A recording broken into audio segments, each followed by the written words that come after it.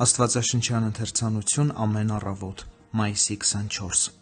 Օրհնյալ լինի Աստված, որ իմ աղոթքը չմերժեց, Սաղմոս 66:20 Եթե անաչառ գնահատական տանք մեր աղոթքներին, մենք կզարմանանք, որ Աստված դրանց այնուամենայնիվ պատասխանել է։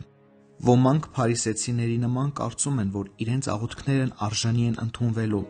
սակայն իրական քրիստոնյաները արցունք են թափում իրենց աղոթքների վրա և ցանկանում են ավելի եռանդուն աղոթել։ Հիշիր, քրիստոնյա, թե որքան սառն էին քո աղոթքները։ Առանձնանալով աղոթքի համար, դու պետք է Հակոբի նման մարտնչեիր։ Դրա փոխարեն քո աղոթքները թոշնած էին, փոքրաթիվ և շատ հեռու հեզ ու համառ հավատից, որ ձայնում է.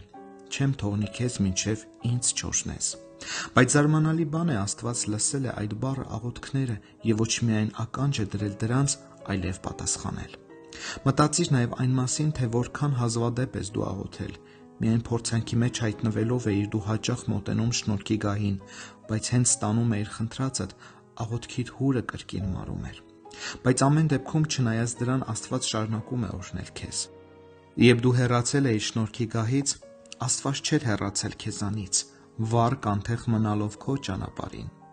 Պարզապես ապշեցուցիչ է, որ նա արձագանքում է այդ առանձին կայծերին, որոնք կախված էին փոփոխական հանգամանքներից։ Ինչպիսի Աստված ունենք մենք։ Նա լսում է նրանց աղոթքները, ովքեր իր մոտ գալիս են խիստ կարիքի պահին և արհամարհում են իրեն ողորմությունն ստանալուն պես։